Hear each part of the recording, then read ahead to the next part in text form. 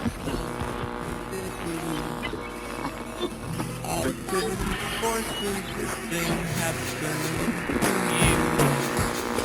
everybody, I'm with John, aka the Godless Engineer, and it's kind of an unlikely conversation. We're going to be talking today about undesigned coincidences. John is, to say, not a fan of the argument, and we're going to just have a friendly discussion. And are there undesigned coincidences in the Gospels, and what's the implications of that? What's his take on it? And just be like a friendly kind of back and forth, not some kind of serious debate or anything else like that. We'll probably go for about 45 minutes or so. And if you have questions, we'll try and save them to the end. So if you want to send some questions, feel free to do that. Super chats will get priority, but we'll answer questions if we have the time for any others. So anyways, John, thanks so much for joining me. Thank you for having me. And I just have to say that, I'm not convinced by the undesigned coincidences. So you're just going to need to deal with it. Okay. I appreciate that. All right, man. That was the surprise. Okay. He was warning me ahead of the broadcast. He's got a surprise. And I was like, oh man, he wouldn't tell me what it was. So those are pretty sweet. Yeah. Well, I mean, I know how much you like to use this in your thumbnails. So I thought that could be a fun little thing to share, before we started, I guess to give us this air of just, a light discussion, no bad intentions on my part or anything like that. I'm just here for a good discussion. Yeah, for sure. And the way I feel about these things is like when you get online and you get on YouTube, there's just kind of a different kind of flavor, but when you can kind of discuss things face to face, my understanding is just my philosophy, I guess you'd say, is just why can't we just enjoy nerdy things together? These are fun things to talk about and discuss. That's why we spend so much time on them. And I feel like even though we have like major differences, I think just the fact that we can enjoy these kind of conversations is something that can unite us. And so, so undesigned coincidences. I'm going to jump into a very brief presentation. People have probably seen my video. John has responded a long time ago to some of my videos on this, and we're just now being able to kind of connect here finally. But I'm going to just run through a very quick explanation of undesigned coincidences and give a few examples. And then I'm going to just kind of let John respond, and then we'll just kind of go back and forth from there. And so undesigned coincidences, what are they? Let me mess with my slides here. Hopefully I got it right. An undesigned coincidence is basically sometimes two works by different authors interlock in a way that would be very unlikely if one of them were copied from the other completely, or they were both completely copied from a common source. So for example, one book may mention in passing a detail that answers some question raised by another, and the two records fit together like pieces of a jigsaw puzzle. And so one of the examples, kind of like a real life example that Dr. Lydia McGrew, who's kind of more revived the argument from undesigned coincidences and popularized it in her book, Hidden in Plain View, she talks about like a couple of friends meeting together in a coffee house to discuss maybe some, like they have a serious confession that they need to make to one of their friends, and they're telling it the story about this confession later, and one of them happens to mention in passing that the coffee house was like extremely busy, and then the other person mentions in passing that they spilled their coffee and got coffee all over their lap or something like that. And so these particular details fit together because if a coffee house is really busy, there's a chance that somebody could bump into that person, leading to the spilled coffee, kind of dovetail one with another. And it looks more like something that's better explained as if they're telling the truth about what was their conversation was about versus, them just kind of making up some sort of like story or lying or something like that. And so a few examples, I'm going to talk about the feeding of the 5,000 because this is what GE responded to in my video here. I think that the evidence for the feeding of the 5,000 is probably one of the better attested miracles in the gospel, aside from the resurrection. Of course, GE would dispute both of those pretty vehemently. That's why he showed up. My prayers did not work. He showed up. He did not convert before this happened. But anyways, I'm going to quote Matthew 11:21. It says, "Woe to you, Chorazin, woe to you, Bethsaida, for if the mighty works done in you had been done in Tyre and Sidon, they would have repented long ago in sackcloth and ashes. Now, what exactly is this comment about from Jesus? He hasn't really mentioned, like this just kind of comes up out of nowhere in Matthew. And so just kind of hold that one in your mind. This is John 6:5. Lifting up his eyes then and seeing that a large crowd was coming toward him, Jesus said to Philip, where are we to buy bread that these people may eat? Okay, so if you're making up a gospel story, why exactly would you use Philip? Like when you're thinking about buying bread, who would have the money bag? Well, maybe Judas or something like that. Or why didn't he ask Peter? Peter's like the most prominent character of all people, right? Philip is a pretty obscure character. And so we find out later from reading in John that Philip was actually from Bethsaida in Galilee. Okay, this is in John 12:21, also in John 1:44. Now Luke tells us that on their return, the disciples or the apostles told them all that they had done, and they took them and withdrew apart from them a town called Bethsaida. And when the crowds learned it, they followed him. So this is Luke 9, 10 and 11. And so, I hit back instead of forward. So Luke doesn't mention Philip at all.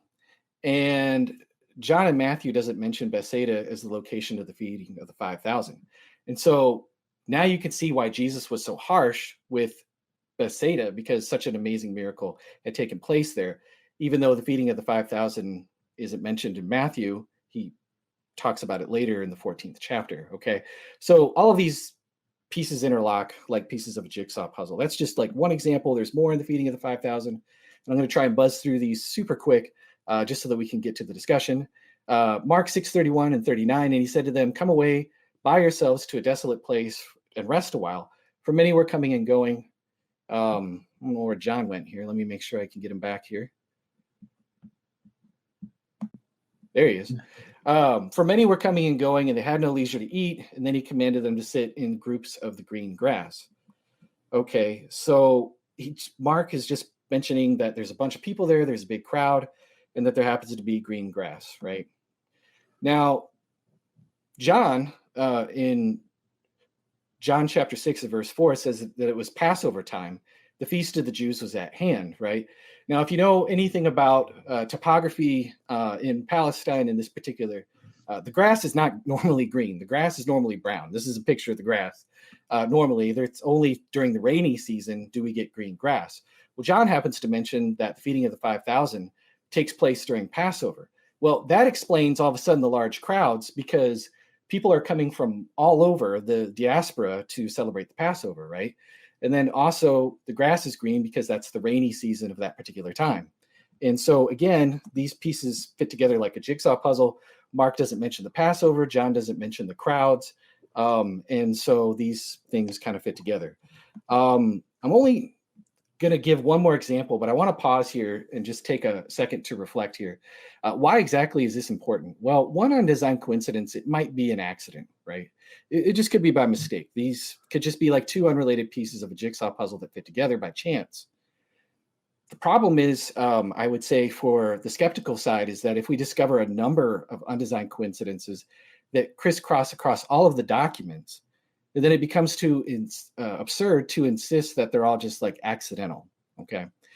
Now, one other thing that I'll add here is that in J.J. Blunt's book, which is the one that focuses more on undesigned coincidences in the Gospels, I believe he gives like 60 different examples. Lydia McGrew gives 27 different examples. Okay, and so it's a cumulative case. It's not just like, well, one of these might be an accident and I can explain it because of this or that. It's that there's a multitude of them. I'm only going to give one more example just for the sake of time, because I've already gone for 10 minutes here.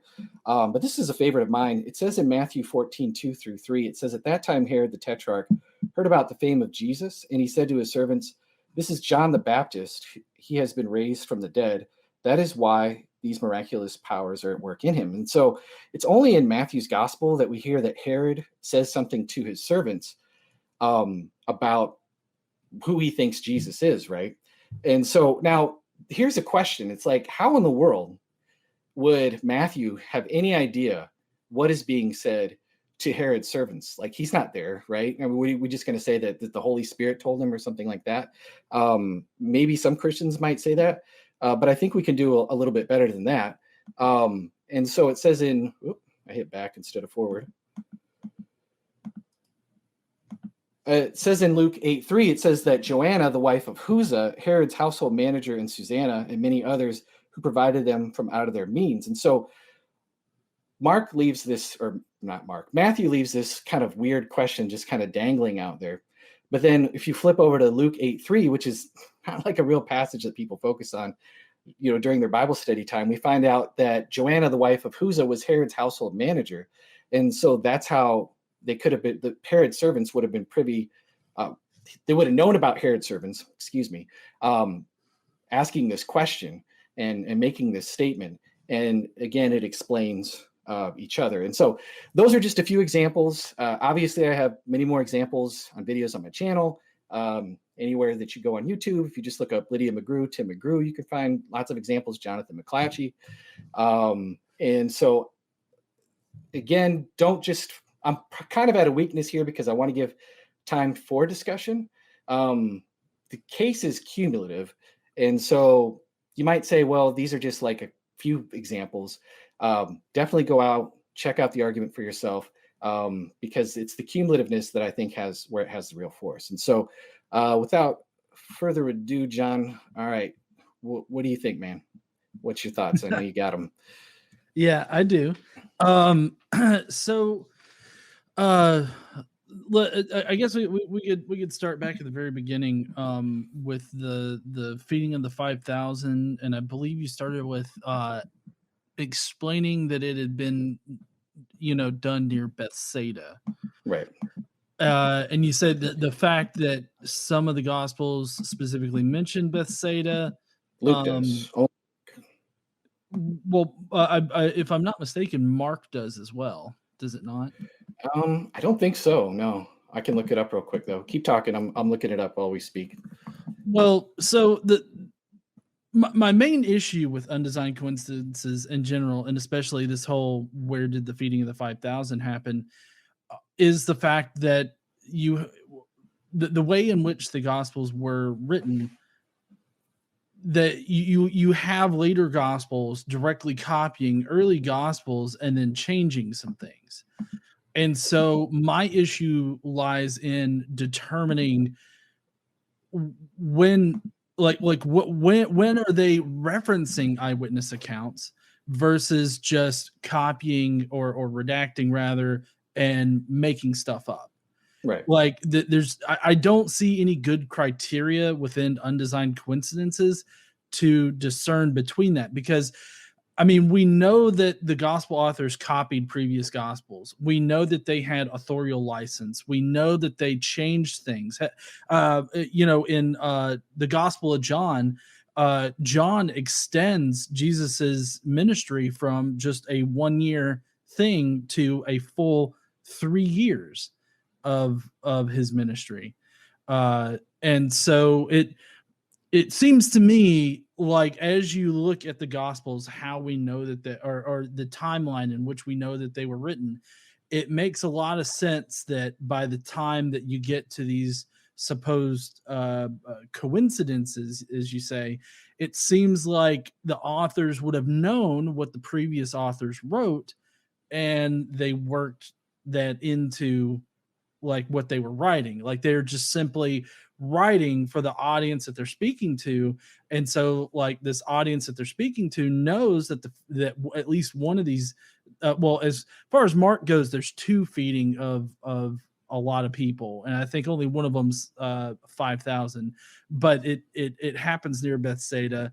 And then you have Matthew and Luke, and then subsequently John, who all have this taking place at Bethsaida in one way or another.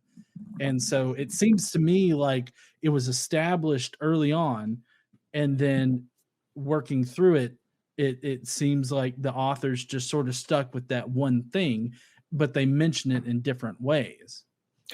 Yeah, well, it is only Luke who mentions where the feeding of the 5,000 was in Bethsaida. If you can find like a reference, I definitely don't see one.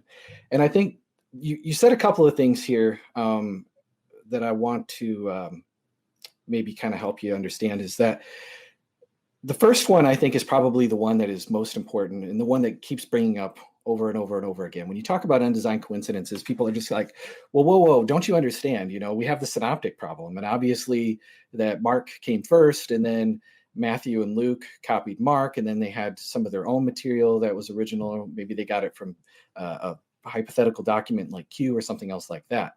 And so where the confusion comes is that I'm not saying Lydia McGrew isn't saying, the McGrews, Jonathan McClatchy, are not saying, well, all four gospels are completely independent, right? That would be like a huge straw man. In Hidden Plain View, Lydia McGrew is very specific in addressing the synoptic problem. She talks about it in her other books. She has a video titled What I Think About the Synoptic Problem that people can go and check out. Just Google or search it in YouTube. It'll come right up. And so that's not what we're saying. That's like some kind of hyper fundamentalism weirdness going on there. But we're also not saying that they're totally dependent in the sense that like that everything came from Mark and then maybe this other source Q, and then John is just doing some weird stuff way over here in left field. Okay, I think that's a mistake too. I think it's like a false dilemma. The Gospels could be partially dependent and partially independent. And where they diverge. And so from Mark, for example. And so it doesn't mean that just because that they're saying something different, that, well, they must be inventing that, or they must be just making something up for some literary purpose, some theological purpose, some embellishment purpose, just because they're taking a story that is in Mark's gospel and now they're adding some different phrases of their own. That doesn't mean that they're just making something up or pulling something out of thin air. They could have other independent information that supplements that. And so it's kind of black and white thinking to just be like, well, it's got to be this way or it's got to be this way. They could have other information from eyewitnesses or maybe being present themselves that they're bringing to the table in addition. Does that make sense? It does make sense, but I do want to emphasize that what my actual problem was that there's in the whole undesigned coincidences hypothesis, there's no good criteria for determining between those two. I see those two as equally likely. Like it's equally likely that they just redacted. And for the sake of the argument, rather, I guess I should to be more specific, for the sake of the argument or the discussion that we're having right now, they're equally likely. So, what kind of what criteria would allow us to discern between these supposed true facts and stuff that was copied, redacted, or just blatantly fabricated? How would we know between those? But also, I do want to point out that Mark does place the feeding of the 5,000 at Bethsaida. On Mark 6, verse 45, it says, immediately, and this is immediately after the feeding, Jesus made his disciples get in the boat and go on ahead of him to Bethsaida, where he dismissed the crowd, while he dismissed the crowd. It's definitely connected to Bethsaida. And it's the perception here is that it's at least close enough to Bethsaida for Jesus to be like, hey, go to this close town, kind of thing. If anything, people bring that one up as actually a contradiction and disconfirmatory of what I'm saying. Now there are ways around that. I think it's actually a reconcilable variation. I will refer people to Jonathan McClatchy's article regarding the feeding of the 5,000. Just Google Jonathan McClatchy feeding of the 5,000. He actually explains that as well as I think Lydia McGrew has a blog post on that. But actually people use that to say that it's a contradiction. Now, I could just say that Mark necessarily wasn't an eyewitness and maybe he made a mistake there. That would probably be a problem for inerrancy, but that wouldn't necessarily be a problem for the argument from undesigned coincidences. And so as far as an independent criteria or something like that in order to judge this kind of a thing, this is where I think a lot of people make mistakes, is that they don't appreciate the casualness of these particular remarks in the Gospels, right? And so, I mean, you're talking about just small, minute details like green grass and the Passover, what time of year it was, and a disciple named Philip right? Or what Herod said to his servants, and then we find out in passing later that Joanna is the wife of Huza, who's Herod's household manager, right? These are very casual, small, minute details. It's not like they're thinking like, oh, okay, wait a second. Okay, so Matthew said this thing, and I better make something up here in order to like fix this for Matthew, but I'm not going to make draw any attention to it. I'm going to be really coy. I'm going to be really sly. And so when you say that they have like equal probability, I would just say that that hypothesis, because of the casualness and because of there's like no attention drawn to it whatsoever, and it doesn't seem like it looks more like testimony than it does like serious redaction, like Luke is trying to cover Matthew's butt or something like that.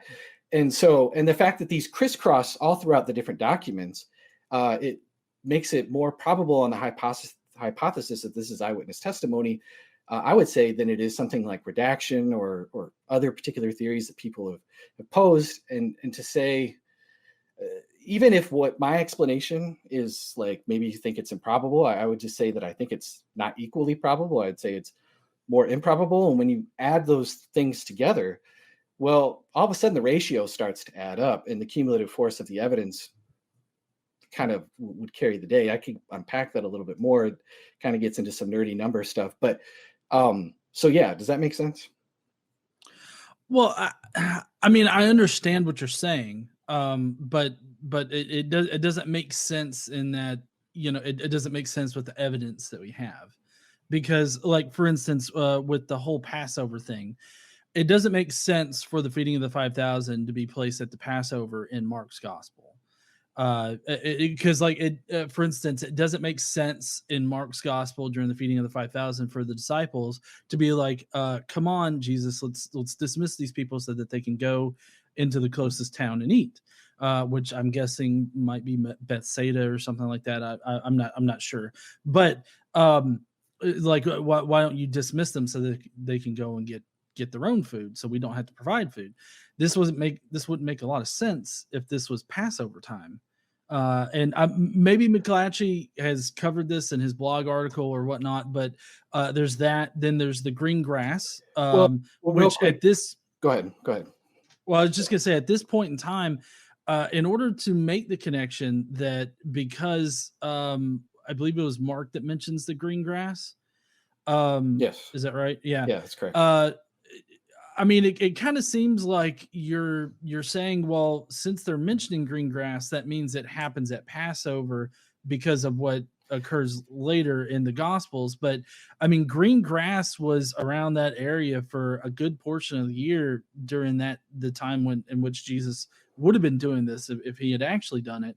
So it seems rather very speculative to say, oh, well, that must mean it was around this date, when it could have literally happened almost any other time. Sure. What I'm saying, this is a probabilistic argument. Oh, there you are. So blinked out there for a second. It's a probabilistic argument. Nobody's saying like this one thing, bam, it proves it's a slam dunk, right? This is probabilistic. Second of all, it's John who talks about it being Passover. It's Matthew who says that the crowds were coming and going and they could find no leisure to eat. And so John's explanation, John is providing a detail that it's Passover. And we know from Josephus that like, he says like millions of people would descend upon the area at that time. He could be exaggerating a little bit here. Let's just say it's hundreds of thousands. Well, that's a lot of people. That explains why there's all this hustle and bustle. But Mark is not talking about Passover whatsoever. He never mentions Passover. It's only in John we get this detail of hustle and bustle that's just casually mentioned. And then John just happens to mention it's Passover, but he doesn't even mention all the hustle and bustle. He doesn't even mention the massive crowds. And so that's how they interlock. Does that make sense? Well, yeah. Well, I mean, I understand what you're saying, but like for instance, the reason why John associates the feeding of the 5,000 with the Passover is to sort of connect, Jesus's sacrifice, him being the bread and everything like that. Like that's all supposed to be, talking about, Jesus as the sacrifice. Like that Jesus as the Passover lamb. And like that's one common thing throughout John's gospel, is that Jesus is the Passover lamb, and he's represented symbolically in that way, not only in the feeding of the 5,000, but also with when Jesus is, I guess, beaten and put on the cross, because it's done at the time in which the Passover lamb would have been prepared. So, sorry, you got something to say? Oh no, you're good. You're good. I'm just nodding my head listening. And so Okay. no, you're good. No, I think you bring up a point, and that is something like, even I think it was on the Myth Vision podcast that Derek brought this up with Dr. Dale Allison. And he was like, well, maybe it's when he's talking about the green grass in Mark, he's like, well, it says in Psalms 23 that the Lord is my shepherd, and he makes me lie down in green grass. And maybe it's something like that. And so it's like, because I can think of a theory about the evangelist made up details for some sort of theological motive, which oftentimes this is just my own opinion, don't take this the wrong way, but it just seems like it's something that I can invent now specifically to predict these details, that the evangelists are just making stuff up. I don't think I think that's kind of textbook ad hoc reasoning. And an object listen to this. Go ahead. I'll let you address that real quick. Well, I mean, now I don't know about that particular thing. I mean, that does kind of seem pretty speculative, the thing that Dale Allison said, but it's no, it's not like a new thing or a speculative thing to say like the feeding of the 5,000 was copied from the Elisha and Elijah miracles. Like those, like that particular, that like the miraculous generation of food miracle is a common miracle that was done by prophets in the Old Testament. Yeah. And so and there's actually, and when I say these things, like when I was talking about the green grass, I'm talking about empirical things that kind of don't make sense, not just speculative, symbolic things that could be or could not be symbolic. Like with the grass, it's a known fact that at that time, green grass in that area was, widespread, through a good portion of the year. Like that's just something that's known about the area at the time. So, saying that, this must coincide with what John says because of this green grass thing, it kind of seems a little bit cherry picky to me, saying, this detail coincides with what John, who was definitely using Mark's gospel to create his own gospel, is telling us here. So it doesn't seem like a design, like an undesigned coincidence. It sounds very designed the way that it was. But also we do know that a good portion of the New Testament story about Jesus is copied from the Old Testament patriarchs and prophets. So, I mean, to say that, this is just, speculative nonsense, to suggest that the Jews were pulling information from the Old Testament and symbolically representing them in the New Testament, that is a legitimate argument that is, in the mainstream of scholars, and it does explain a lot of the things that we get in the New Testament, like with the symbolic representation of Jesus as the Passover lamb, and how John is seeking to reinforce this idea at his feeding of the 5,000, and that's why John moves the feeding of the 5,000 from the lakeshore up on a mountain. That's to solidify this connection between Jesus and Moses. And then he's got the, multiplying of the bread and the fish and everything like that. And that's not only to embody Elisha and Elijah, but also as a way to, emphasize that Jesus is this Passover meal, or he's this Passover lamb that's, a sacrifice, for their sins. So, I mean, for me, there's far more theological explanation that makes more sense than the undesigned coincidence idea. Because with the undesigned coincidence idea, like, you've got to fabricate some of this information. Like, you've got to fabricate the idea that it was, it's only green around that time of the year in Israel or whatnot. And so, like, all that. But to speak to your casualness criteria, I find that that's a little bit too subjective.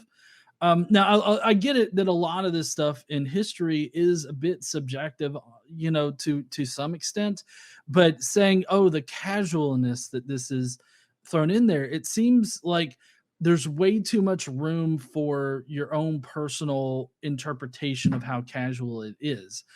And I mean, with the connections between like the fact that the feeding of the 5,000 is a copy of an Elisha and Elijah miracle, this is due to literal like word for word copies of phrases that exist in both the New Testament sources and the Old Testament like Septuagint sources. Hmm. So there's like this hardcore connection between the two. We know that the New Testament authors were using the Septuagint in order to inform them about Jewish ideology and Jewish lore and everything like that. So this hard connection in the phrases there is more than just speculative. Like it's an actual hard connection, and I don't find anything like that with the undesigned coincidences. Okay. So gave me a lot. I know there. That was a lot. No, that was good. Well, I've thrown a lot. I've done the same, so no worries at all. So hopefully I can address all of this. I wasn't taking notes, so might have to go back. And so first of all, not either. No, that's okay. Yeah, like I said, this isn't like a formal debate or anything at all. No, I think I appreciate the fact that you think Allison's theory there is out to lunch with a theological explanation. But then you made some other ones like, well, it's on a mountain now, and so that's symbolizing Moses. And I kind of found that one to be almost on par with that. No offense at all. But I did like your Passover theological explanation. That's probably a whole lot better of a symbolic interpretation, a theological interpretation that John would be making than the whatever Allison was saying there. And so the problem with all of these different things here is that we could just kind of do this ad infinitum. Okay. I mean, I could like tell any kind of a story from real life and give it some sort of air of reality. I mean, like, for example, Napoleon going into exile on an island, not once, but twice. A very clever biblical scholar could come along and say, well, clearly this is an example of a doublet, and the island is symbolism for England. Napoleon's enemy, while his escape represents a mythical trope of the hero escaping from the realm of the dead or something like that. You could look at details about Jesus sleeping on a pillow that you only find in Mark's gospel. It says that he's just this casual mention of him sleeping in a pillow. It's not an undesigned coincidence. And you could just say, oh, well, Jesus was sleeping on a pillow, just like Jacob was sleeping on a rock back in Genesis 28, and the disciples were afraid, and well, Jacob was afraid, and then Jacob wrestled with the angel, and then he had faith, and then Jesus spoke to the winds and the waves, and then the disciples had faith, and you could kind of go on and on and on and on with these things. An object lesson where people make this mistake and then later like have to realize like, that was dumb, was a French critic by the name of Albert Loisy. I believe he was French, and he talks about the pool of Bethesda, where it's in John 5:3. There's 5 covered colonnades, right? And there's disabled people, the blind and the lame and the paralyzed. You probably like that one because I think it ties into some of the mythology there. But he says that the ancients who thought they found a spring of symbol of Judaism in the 5 porticos were an allusion to the 5 books of the law, no doubt encountered the thought of the evangelist. And then, well, later on, archaeology has proven that, well, no, there was 5 covered colonnades of the pool of Bethesda, Bethesda. And so I almost said Bethsaida. But anyways, and so you could kind of come up with these theological interpretations. But the one thing that I really wanted to hit on here is that doesn't really even address the coincidence, right? You could come up with, well, this is why John was inventing this over here, but that doesn't have anything to do with the information that we have with Mark, and that they interlock. They just happen to interlock. And we could think of theological explanations, like I said, ad infinitum, but just explaining a theological explanation on one side with one gospel doesn't do away at all with the interlocking casualness that they have. And I think that's the main weakness and where people kind of run off track with this. Does that make sense? Right. So as far as the maybe we could just deal with the location of the feeding of the 5,000, because it's a known thing in legendary accretion for previously unknown or nameless characters to be given whole backstories and have stories made up about them. We've been able to analyze ancient writings, and we have found this, and this is even in the mainstream biblical scholar stuff, that nameless or unknown, or maybe people that are named but really aren't given any kind of backstory are later found to be given backstories, or even sometimes whole stories made about them. That's exactly what John was doing. John was creating stories for this disciple Philip, and so he had Philip come from Bethsaida because in the story of the feeding of the 5,000, he asked Philip or whatever because he's from Bethsaida. John, the author of the Gospel of John, knows that the feeding of the 5,000 takes place at least somewhere near Bethsaida, due to the fact that he has Mark, Matthew, and Luke that he's using in order to compose his gospel. And so that just becomes another story that he makes up about Philip. I mean, I'm not trying to make this sound like I'm saying that this is like 100% what happened.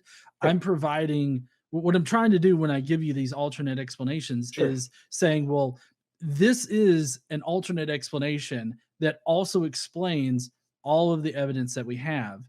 And if we have that, what do we have to discern between that and the undesigned coincidence that we have some kind of unnamed eyewitness account that informed this part? Now, normally with histories, right, we have whole discussions on sources, why these sources are good eyewitnesses, and the authors usually take a very interactive role in their histories, and they'll tell us, well, this person told us this or something like that.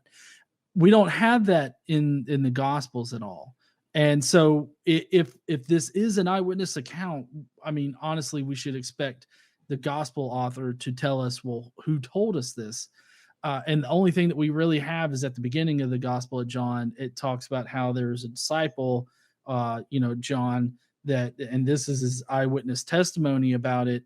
And that's it. But I mean, we don't know who the author is of the Gospel of John. And, we don't know if any of it is actually the eyewitness testimony. We just get sort of a vague reference at the very beginning of the gospel. And so it seems to me like the undesigned coincidence explanation leaves a lot of unanswered questions versus the current mainstream explanation that the gospel writers were redacting, copying, sometimes making things up, or maybe they were pulling from another source or something like that. We simply don't know. But the fact that this redaction hypothesis, I guess you could say, makes far more sense of the evidence that we have than undesigned coincidences. Yeah, I would just strongly disagree there. I mean, because again, this is the kind of things that we see in normal conversation. And that's why you say, like, as far as the criteria goes or different things like that, it's based on what we do know, not what we don't know, which is how these things, how eyewitness testimony actually looks and sounds and the texture of it. And then it's the fact that just because, again, we can think of redactional reasons why they added like theological meanings. Usually when there's theological, like they're really trying to reference the Old Testament, or they're really trying to say something about Jesus, like they tag it, they mention it, they go out of their way explicitly. When John at the crucifixion talks about Jesus's not one of his bones were broken, and then he highlights a particular scripture passage. Okay, Matthew does this stuff all the time with the flight to Egypt and different things like that. Now you could say that those stories are completely made up or whatever, but the point that I'm making is, which I would argue that they are not, but the point that I'm making here is that when they are doing this kind of heavy theological like inferences, they're pointing it out. They're being pretty explicit about it. When they're just talking about what they're reporting, like they're not doing that. And so we just have to assume that's just kind of what they're doing from the get-go. And what I'm saying is this, kind of evidence counts exactly against that particular hypothesis. We can't just come to the table assuming that they redacted because, well, we just, by golly, scholars say that they redacted. This is the kind of evidence that works against that particular hypothesis, right? And again, when we can kind of always come up with a theological explanation for everything that looks like what could be an undesigned coincidence, that it doesn't explain that the two interlock, and then it doesn't explain the casualness. And then the problem is that you have to come up with these rescues over and over and over again, which sounds to me like it becomes very ad hoc. And so I think that's kind of the biggest problem with the critics of undesigned coincidences, is that they just haven't really, I don't think people have quite grappled with the argument. I'm not saying you haven't, but I have not seen like a very, I don't know. It's always redaction, or it's always some other thing. And it's just like, these to me don't seem like any more probable than the hypothesis that you're making. I did want to mention one other thing, and then I'll let you respond, and then maybe we could get some questions. Or I might, we'll kind of wrap up a little bit here. When you talked about the feeding of the 5,000, and it's just like, well, it's Elijah and Elisha, right? And we do see something like that in the Old Testament. Well, I mean, Jesus could have just acted that out. Just because like something is similar doesn't mean that like Jesus would have done something like that deliberately, to say like, hey guys, I'm a prophet, I'm even a better prophet than these guys. And so that kind of gets us into a discussion about miracles and different things like that. But I don't see that just because he's acting in a way similar to them, that gives us grounds for thinking that the event was just completely invented whatsoever. And so I just wanted to address that real quick. So anyways, I've given you a lot. Yeah. Right. Ahead. Yeah. Well, I was just going to say on your last point there. Now what convinces me of that is actually Randall Helms's Gospel Fictions. I don't know if I've heard of Randall Helms. Yeah. I haven't read that book yet. Okay. Well, I mean, the book is interesting if you ever get if you ever really look into it. What Randall Helms does in his book is he looks at the actual Septuagint Greek phrases, right? And he compares them to the New Testament. And he can pull out exact phrases that connect, not just like one or two, but like multiple different phrases that connect the Jesus story, especially the one in Mark, where it first came about. I mean, you can connect whole phrases between the the Old Testament story of I can't remember if it's Elisha or Elijah. It might have been Elisha. But he connects whole phrases. He also connects the progression of events. Like if you lay out the progression of events are exactly the same in both stories, which is an indication of copying and changing, parallel of a parallel happening. With the fact that there are whole phrases that are copied, the fact that the events that took place in the Old Testament happened in the exact same order, in the exact same progression, and everything like that in the New Testament, all of those, that cumulatively leads us to believe that there's no way that these stories are distinct from one another. Now, it's important to know that this is just the story that we know in the Gospels. I mean, for all I know, Jesus could have come by and done some kind of magic trick where he produced a whole bunch of loaves of bread and fish, like any illusionist would, and convince people that this happens. But the stories that we have as they are written in the Gospels, those are definitely inspired and connected to the Old Testament, which kind of obfuscates any kind of real historical event that could have happened. Because then it's like, well, we don't know. How would we know that this actually happened if the only sources that we have on this very obviously copied and changed stories from the Old Testament that they already knew and just sort of pasted them on top of this Jesus character? There's no way for us to know that, this story actually happened because of that fact. So it's not just speculatively saying, oh, well, something similar happened in the Old Testament, so that means that they just used it for the New Testament. What we're talking about is doing like an actual textual analysis, comparing the two stories, comparing the progression of events, and comparing Greek phrases that appear in both that are exactly the same. So it's a little bit more harder of evidence than just the casualness criteria. I feel like the casualness criteria involves a little bit more subjective like interpretation as to how casual these are, because I understand that you find them to be very casual references, but when I look at them, I don't see casual references. What I see are crafted stories that the authors use in order to tell the story that they wanted to. Like they wanted to tell this story in the way that they did, so they changed the stories around. They redacted previous gospels. That sometimes they even made up information in order to tell the story that they wanted to. And so that's why it doesn't seem casual to me, because it seems crafted specifically to tell that story that they wanted to.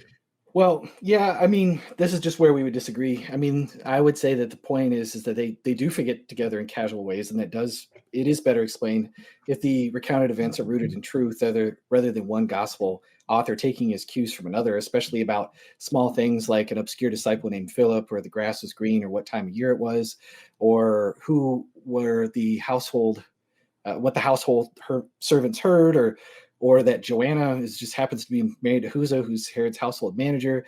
And again, this is a cumulative case. We've only given several examples.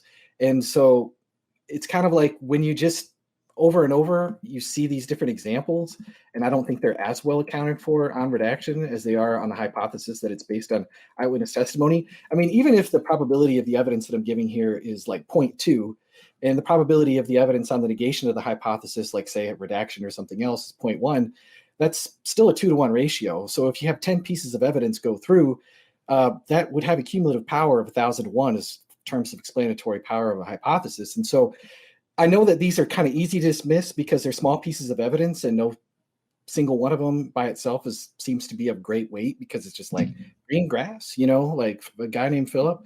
But what happens is they combine to create that cumulative case. And so, yeah, I guess I just don't see it as good of an explanation at all. The other thing that I would say too is if Mark, this is the kind of, on this hypothesis that you would talk about, right? We would probably find the most coincidences in John, since it's the latest gospel. We'd find very few in Matthew and Luke.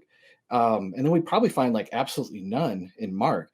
But that is precisely what we don't find. Rather, what we find is that the coincidences crisscross throughout the gospels. They're completely multi-directional. And so if it was the other way around, like the opposite of what I just explained, then I might be inclined to agree with you and just be like, this isn't a very good apologetic argument. Let's junk it, just like I would junk another bad apologetic argument, which that I'm willing to do.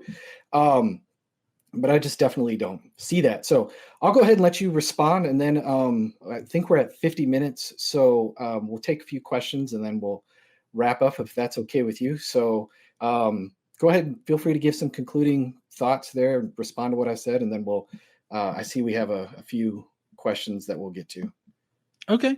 All right. Awesome. Yeah. I'll just make it kind of brief. Again, just like with the whole casualness thing, I don't see them as crisscrossing. I see that, as the gospels progress and the story changes, we have these different stories, and the way in which Undesigned Coincidences tries to make sense of the stories as if they're all supposed to fit together. I think you kind of end up manufacturing, not like maliciously manufacturing anything, but like you end up having to manufacture like certain crisscrossing like coincidences, as y'all would put it. And so I think that it only looks like they're crisscrossing, but that's just due to how the Gospels were written, the details that each author decided to put in there. I just think that it gives the persona, I guess, of crisscrossing, or the facade. That's the word I was looking for. The facade of crisscrossing rather than actual crisscrossing. But ultimately, for this discussion, we both disagree with each other on it, and I think that we'll probably never agree with each other on the undesigned coincidences, which is fine. But I guess that means we're both gonna have to deal with it. I guess so. Yeah. So I need like the Snoop Dogg, like it's the DOGG. Anyway, so yeah, no, that's all right. No, I appreciate you coming on, GE, and having a friendly conversation. And this is, refreshing to have a friendly conversation on this topic. And